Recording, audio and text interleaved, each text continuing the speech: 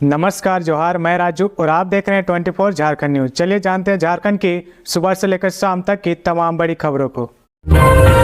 झारखंड में वंदे भारत के लिए बदला नियम। ट्रेन आने के 15 मिनट पहले तक मिलेगा तत्काल टिकट। वंदे भारत ट्रेन के लिए रेलवे ने टिकट बुकिंग के नियम बदल दिए हैं। अन्य ट्रेनों में यात्रियों को आगमन समय के आधे घंटे पूर्व तक ही तत्काल टिकट मिलता है, लेकिन वंदे भारत में ठहराव वाले सभी स्टेशनों पर तत्काल टिकट की बुकिंग 15 मिनट पहले तक होती रहेगी। रेलवे के आदेशानुसार तत्काल टिकट बुक करने से ट्रेन में मांसाहारी खाना की उम्मीद नहीं है, क्योंकि रांची से ट्रेन के खुलते समय यात्रियों की संख्या के अनुसार नाश्ता खाना का मेन्यू व सूची बन जाती है। ऐसे में सभी को मांसाहारी खाना परोसना संभव नहीं होगा। हालांकि ट्रेन में पहले टिकट बुक कराने वाले को मांसाहारी और शाकाहारी खाने का विकल्प देना होगा। इधर दक्षिण पूर्व जोन के सभी स्टेशनों से बुक होने वाले टिकट की संख्या पर रिपोर्ट बनाने का आदेश दिया गया है, ताकि यात्रियों के रुझान का पता चल सके। दूसरी ओर वाणिज्य व कैटरिंग सुपरवाइजर से व्यवस्था पर नजर रखने के साथ सुविधाओं पर विचार लेने की तैयारी है। मालूम हो कि टाटानगर स्टेशन से होकर वंदे भारत ट्रेन का परिचालन दक्षिण पूर्व रेलवे जोन ने 27 सितंबर से शुरू किया है,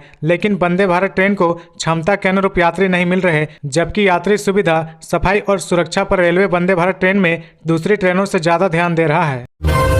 धनबाद में अवैध कोयला खनन के दौरान चाल धंसी 4 तस्करों की दबे होने की आशंका। ईसीएल मुगमा एरिया के कापासारा आउटसोर्सिंग कोलवरी में गुरुवार देर शाम 7 बजे जोरदार आवाज के साथ चाल धंस गए। इस हादसे में कोयले के अवैध खनन कर रहे 4 के दबने की आशंका है। आसपास के लोग 5 लोगों के घायल होने की बात कह रहे हैं। वैसे आउटसोर्सिंग प्रबंधन एवं पुलिस ने ऐसी घटना से अनभिज्ञता जाहिर की है। आसपास के लोग बताते हैं कि मलबे में दबने वाले एवं घायल पश्चिम बंगाल के सीमावर्ती क्षेत्र के रहने वाले थे। अवैध खनन के लिए खोदी गई सुरंग में लगभग 5 मीटर अंदर यह घटना घटी है, इसलिए दबे हुए लोगों को बाहर नहीं निकाला जा सका। बिहार बंगाल धोड़ा के पास आउटसोर्सिंग के दक्षिण दिशा में घटना घटी है। बताया जा रहा है कि शाम 6 बजे 25-30 की संख्या में लोग अवैध मुहाने में घुसे थे। 1 घंटे बाद शाम लगभग 7 बजे जोरदार आवाज के साथ चाल धंस गए। कहा यहाँ तक जा रहा कि 2 दिन पहले बंगाल के सीमावर्ती क्षेत्र के अवैध खनन कराने के लिए मजदूरों को बुलाया गया था। इस प्रोजेक्ट से पहले भी अवैध खनन में मौत की घटना हुई है। बोकारो थर्मल की सीसीएल कॉलोनी में हाथियों के झुंड ने मचाया उत्पात, कई घरों को तोड़ा। 2 दर्जन से अधिक हाथियों का झुंड जंगली क्षेत्रों और गांवों के बाद शहरी क्षेत्र पहुंच गया है। शुक्रवार की सुबह बोकारो थर्मल की आवासीय कॉलोनी में इन हाथियों ने खूब उत्पात मचाया। सीसीएल गोविंदपुर परियोजना की बी टाइप कॉलोनी में सुबह 4:30 बजे हाथियों के चिहाड़ने की आवाज सुनकर लोग जागे। हाथियों ने रिंकू मास्टर की आवाज संख्या 69 में की 4 दीवारी गिरा दी और गेट को तोड़ दिया। ड्रिल ऑपरेटर चेतलाल महतो की आवाज संख्या 75 की दोनों खिड़कियां को तोड़कर गिरा दिया। माइनिंग सरदार कीर्ति मंडल की आवाज संख्या 91 में दोनों खिड़कियों तोड़कर हाथी घुस गए। आवास में रहने वाले लोग भागकर अपनी जान बचाई। सिक्योरिटी गार्ड धर्मेंद्र कुमार की आवाज संख्या 106 की भी खिड़कियां हाथियों ने तोड़ दी। शुक्रवार की शाम लगभग 5:30 बजे हाथियों का झुंड पहाड़ियों से उतरकर बोकारो थर्मल क्षेत्र में नया बस्ती के समय बोकारो थर्मल नरकी मेन रोड पर आ गया। हाथियों के भय से नया बस्ती के ग्रामीण अपने अपने घरों से बाहर निकलकर फुटबॉल मैदान के आसपास आ गए हैं। रोड पर हाथियों को देखकर दोनों और वाहन चालक रुक गए हैं। आगे बढ़ने से पहले अगर अभी तक आपने इस चैनल को सब्सक्राइब नहीं किया तो प्लीज सब्सक्राइब कर ले, जिससे आपको झारखंड की हर छोटी से बड़ी खबर की अपडेट आप तक पहुंचता रहे।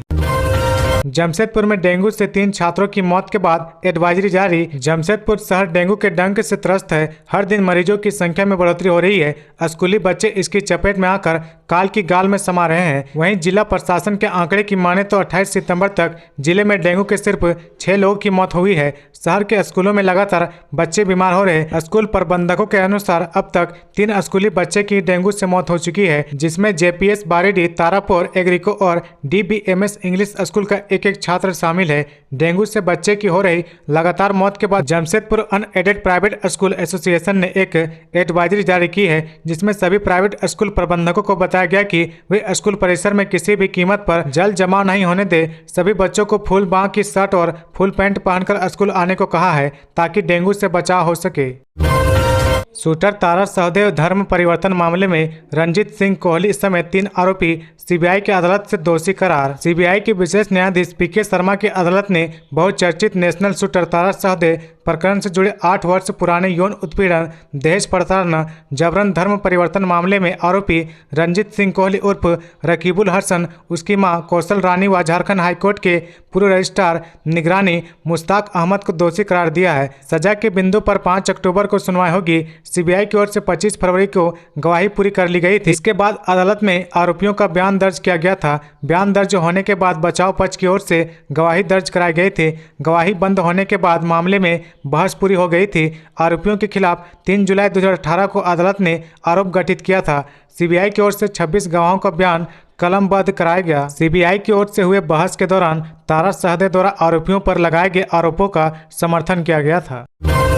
झारखंड का सबसे बड़ा अस्पताल खुद बीमार, 40 गंभीर मरीजों का फर्श पर चल रहा इलाज। Rajendra institute of medical science यानी रिम्स झारखंड का सबसे बड़ा अस्पताल है, लेकिन यह खुद बीमार है। अब व्यवस्था का आलम यह है कि कहीं अत्याधुनिक कार्डियक एम्बुलेंस धूल फांक रही है तो कहीं कबाड़ का ढेर पड़ा हुआ है। रिम्स में प्रवेश करेंगे तो जगह जगह टूटे फूटे फर्श दिखेंगे। इस कारण मरीजों को एक जगह से दूसरी जगह ले जाना किसी बड़ी चुनौती से कम नहीं है। वार्ड के फर्श पर टाइल्स लगे हैं लेकिन टूट चुके हैं, यानी पैसे की बर्बादी। यह हाल तब है जब रिम्स को हर वर्ष सरकार करीब 450 करोड़ रुपए का फंड देती है। इसके बावजूद रिम्स अव्यवस्था का मार झेल रहा। वहीं न्यूरो विभाग में बेड नहीं मिलने के कारण करीब 40 गंभीर मरीजों का इलाज फर्श पर चल रहा। स्थिति यह है कि एक स्टैंड पर 5-6 मरीजों का स्लाइन लटका हुआ है। जुगाड़ सिस्टम से तार या रस्सी बांधकर स्लाइन को लटकाया गया है। रिम्स के न्यूरो आईसीयू के मुख्य द्वार पर तार का गुच्छा लटका हुआ है। बेतरतीब तरीके से लटके हुए तार से यह पता ही नहीं चलता कि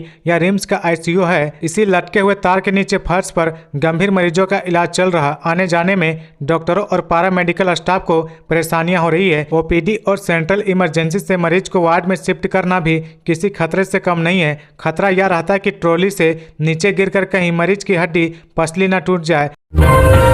एटीएम से जुड़े कर्मचारियों के काम छोड़ने की जानकारी रखेंगे बैंक, सीआईडी महानिर्देशक ने दिया सुझाव। झारखंड में एटीएम में सेंधमारी की घटनाएं रोकने के लिए अपराध अनुसंधान विभाग सीआईडी के महानिर्देशक अनुराग गुप्ता ने बैंकों को कई सुझाव दिए हैं। दुकानदारों व सोसाइटी के लोगों से सीसीटीवी कैमरे लगाने का बैंक आग्रह करे। रांची में पूर्व में एटीएम से हुई चोरी के मामले में आउटसोर्सिंग एजेंसियों में काम करने वाले कर्मियों की संलिप्तता दिखी थी। इसी को लेकर उन्होंने बैंकों से इस तरह के सुझाव दिए हैं। बता दें कि राज्य में एटीएम की सुरक्षा पर अपराध अनुसंधान विभाग के साथ आयोजित बैठक में बैंकों से कहा कि एटीएम की देखरेख व रख रखाव का काम आउटसोर्सिंग एजेंसियां करती है। वहीं इनमें काम करने वाले कर्मियों को एटीएम से संबंधित पूरी जानकारी होती है।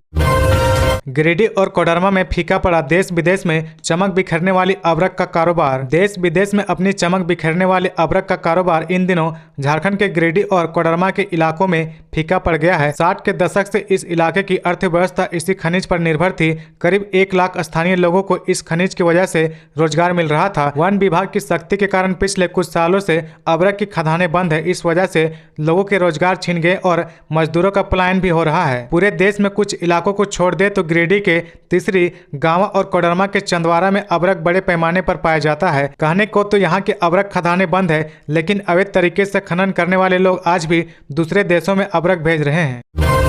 त्वरित इलाज के लिए अस्पताल में बनाया गया हेलीपैड 5 सालों में एक बार भी नहीं किया गया इस्तेमाल। झारखंड के कुछ अस्पतालों में सुरक्षा कंपनियों के द्वारा करार किया गया है ताकि घायल जवानों को एयरलिफ्ट कर सीधे अस्पताल पहुंचाया जा सके। किसी इमरजेंसी की स्थिति में हेलीकॉप्टर की लैंडिंग के लिए राज्य अस्पताल में हेलीपैड बनाया गया है, लेकिन यहाँ आज तक एक भी हेलीकॉप्टर लैंड नहीं हो पाया है। किसी भी एम्बुलेंस या अभियान में घायल जवान को गोली लगने पर उसे तुरंत अस्पताल पहुंचाना सुरक्षा कंपनियों की जिम्मेदारी होती है। इसलिए जवानों को हेलीकॉप्टर के माध्यम से एयरलिफ्ट कर रांची लाया जाता है। रांची में इलाज के लिए जवानों को लाए जाने के बाद हेलीकॉप्टर के लैंडिंग के लिए काफी संघर्ष करना पड़ता है। अक्सर अस्पताल से कई किलोमीटर दूर हेलीकॉप्टर लैंड कराया जाता है, जिस वजह से घायल जवानों को इलाज में देरी होती है। इन्हीं समस्याओं को देखते हुए राजधानी रांची के पुराने अस्पतालों में राज्य अस्पताल में हेलीपैड बनवाया गया था ताकि अस्पताल के ऊपर हेलीकॉप्टर को लैंड किया जा सके और मरीज को आसानी से इलाज के लिए अस्पताल में भर्ती किया जा सके। लेकिन अस्पताल के इस प्रयास को अब तक सरकार की तरफ से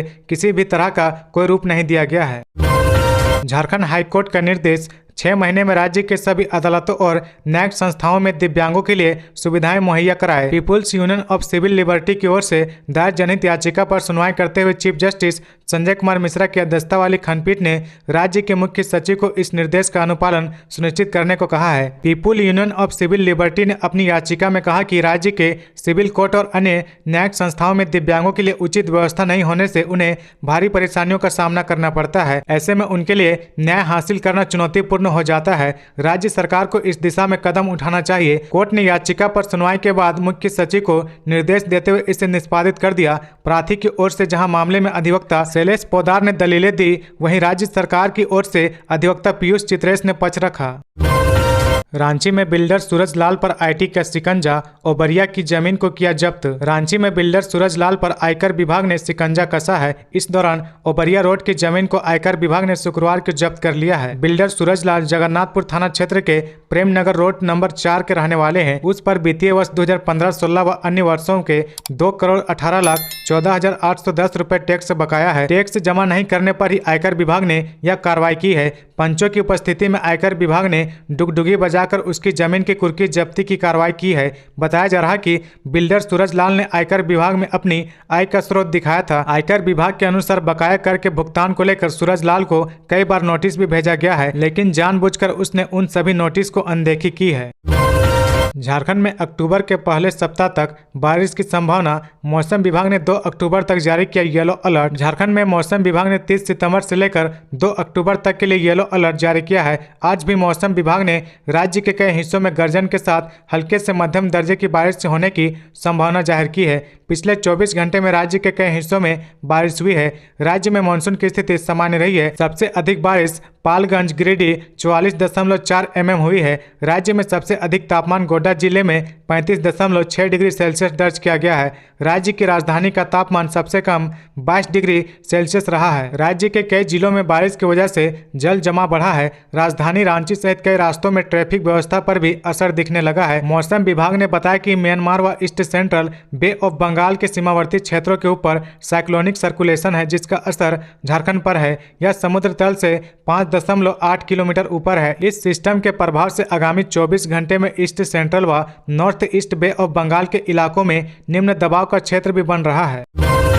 टाटा मोटर्स में अस्थायी होने वाले 355/6 कर्मियों की सूची जारी। जमशेदपुर ऑपरेटिव ग्रेड में होंगे बहाल। टाटा मोटर्स कंपनी प्रबंधन ने बोनस समझौते के तहत 355/6 कर्मचारियों के अस्थायीकरण की प्रक्रिया शुरू कर दी है। शुक्रवार शाम कंपनी प्रबंधन की ओर से डिप्टी जनरल मैनेजर IR ने 22 से जमशेदपुर ऑपरेटिव ग्रेड में बहाल होने वाले अस्थायी कर्मचारियों की सूची जारी कर दी है। सूची सेंट्रल लेबर ब्यूरो कार्यालय के नोटिस बोर्ड पर चस्पा कर दी गई है। सभी 22 कर्मचारी 1 जनवरी 2024 तक जमशेदपुर ऑपरेटिव ग्रेड में बहाल हो जाएंगे। 1 साल प्रमोशन पीरियड में रहेंगे। सूची के तहत 22 से अस्थायी होने वाले कर्मचारियों का मेडिकल टेस्ट 4 अक्टूबर से 19 दिसंबर तक होगा। सूची चस्पा होने की सूचना के बाद सैकड़ों की संख्या में कर्मचारी अपना नाम देखने पहुंचे। सूची में शामिल कर्मचारियों की खुशी का ठिकाना नहीं था।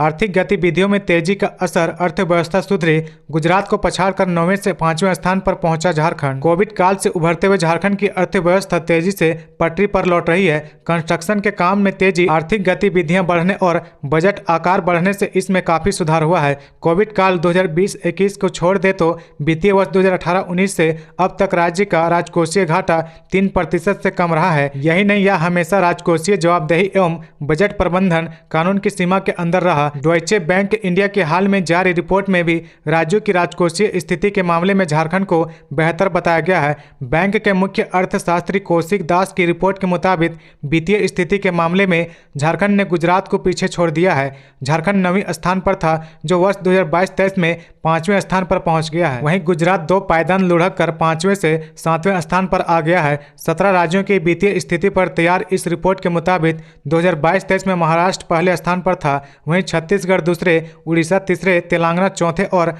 झारखंड 5वें स्थान पर आ गया है। सबसे खराब स्थिति पश्चिम बंगाल, पंजाब, बिहार, राजस्थान और उत्तर प्रदेश की है।